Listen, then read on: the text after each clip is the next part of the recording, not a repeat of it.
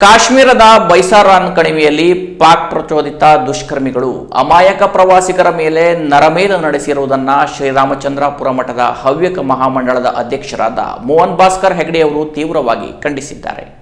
ಈ ಬಗ್ಗೆ ಮಾಧ್ಯಮಗಳಿಗೆ ಪ್ರಕಟಣೆ ನೀಡಿದ ಅವರು, ಈ ನರಮೇಧದ ಹಿಂದಿರುವ ಶಕ್ತಿಗಳನ್ನು ಕೇಂದ್ರ ಸರ್ಕಾರ ನಿರ್ಮೂಲನ ಮಾಡಲಿ ಎಂದು ಮಹಾಮಂಡಲ ಹಾರೈಸುತ್ತದೆ.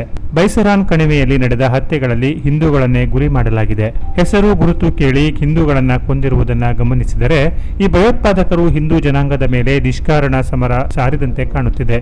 ಆದ್ದರಿಂದ ದುಷ್ಕರ್ಮಿಗಳ ದುಷ್ಕೃತ್ಯ ನಿಗ್ರಹ ಅತ್ಯಂತ ಅಗತ್ಯವಾಗಿದೆ ಎಂದು ಮಹಾಮಂಡಲ ಅಭಿಪ್ರಾಯಪಡುತ್ತದೆ. ಕೇಂದ್ರ ಸರ್ಕಾರ ಉಗ್ರರ ದಮನಕ್ಕೆ ಈಗಾಗಲೇ ಮುಂದಾಗಿದ್ದು, ಸರ್ಕಾರದ ಜೊತೆ ಹವ್ಯಕ ಸಮುದಾಯದ ಸರ್ವರು ಇದ್ದಾರೆ ಮತ್ತು ಸಮಸ್ತ ಭಾರತೀಯರು ಜೊತೆಗಿದ್ದಾರೆ ಎಂದು ಹವ್ಯಕ ಮಹಾಮಂಡಲ ಹೇಳಬಯಸುತ್ತದೆ.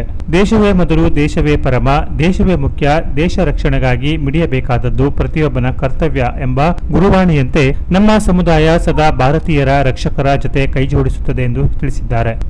Canara plus news, Kumta.